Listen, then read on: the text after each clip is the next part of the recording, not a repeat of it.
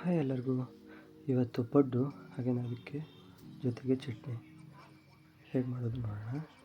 ಮೊದಲಿಗೆ 2 ಲೋಟ ಅಕ್ಕಿ, ಹಾಗೆಯೇ 5 ಸ್ಪೂನ್ ಉದ್ದು, 2 ಸ್ಪೂನ್ ಕಡಲೆಬೇಳೆ, ಹಾಗೆಯೇ ಅರ್ಧ ಸ್ಪೂನ್ ಮೆಂತ್ಯನ ಹಾಕಿ 3 ಗಂಟೆ ನೆನೆಸಿ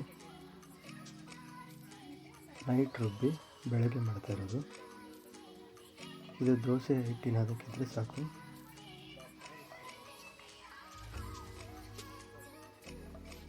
ಇದಕ್ಕೆ ಟೊಮೆಟೊ,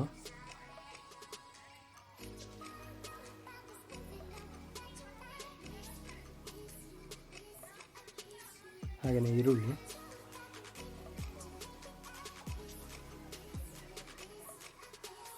ಹಾಕಿ ಮಿಕ್ಸ್ ಮಾಡಿಕೊಂಡು ಇದನ್ನು ಈ ಥರ ಪಡ್ಡು ಬಂಡಿಲಿ ಹಾಕಿದ್ರೆ ಆಯಿತು.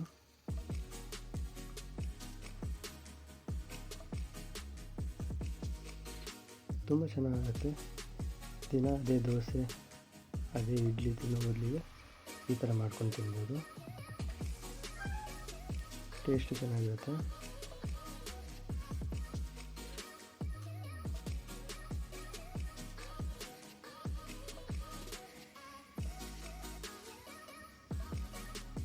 ಚೆನ್ನಾಗಿ ಮುದ್ದೆ ಬರುತ್ತೆ.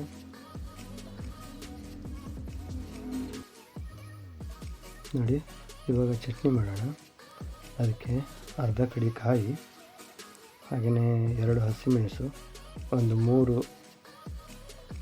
ಬೆಳ್ಳುಳ್ಳಿ, 3 ಹೆಸರು, ಹಾಗೆಯೇ ಕೊತ್ತಂಬರಿ ಸೊಪ್ಪು, ಹುಣಸೆಹಣ್ಣು, ಒಂದು 3 ಸ್ಪೂನು ಪುಟಾಣಿ, ಹಾಗೆಯೇ 1 ಸ್ಪೂನು ಶೇಂಗಾ, ಅಷ್ಟನ್ನು ಮಿಕ್ಸಿ ಜಾರಿಗೆ ಹಾಕ್ಕೊಂಡು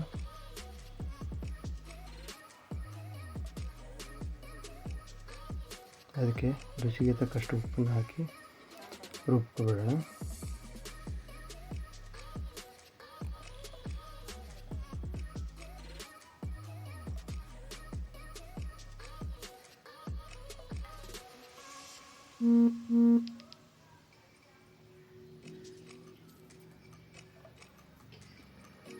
ಅದನ್ನ ಬೇರೆ ಪಾತ್ರೆಗೆ ಹಾಕ್ಕೊಂಡು ಇವಾಗ ಒಗ್ಗರಣೆಗೆ 1 ಟೀ ಸ್ಪೂನ್ ಎಣ್ಣೆ, ಅದಕ್ಕೆ ಅರ್ಧ ಸ್ಪೂನ್ ಸಾಸಿವೆ, ಹಾಗೆಯೇ ಸ್ವಲ್ಪ ಜೀರಿಗೆ, ಕರಿಬೇವು, ಹಾಗೆಯೇ 1 ಒಣಮೆಣಸು, ಇಷ್ಟನ್ನು ಹುರಿದು ಚಟ್ನಿಗೆ ಹಾಕ್ಕೊಂಡ್ರೆ ಚಟ್ನಿ ರೆಡಿ. ಪಡ್ಡು ರೆಡಿಯಾಗಿದೆ. ನೋಡಿ, ಪಡ್ಡು ಜೊತೆ ಚಟ್ನಿ ಸೇರಿಸ್ಕೊಂಡು ತಿಂತಿದ್ರೆ ತುಂಬ ಟೇಸ್ಟಾಗಿರುತ್ತೆ. ಒಮ್ಮೆ ಟ್ರೈ ಮಾಡಿ.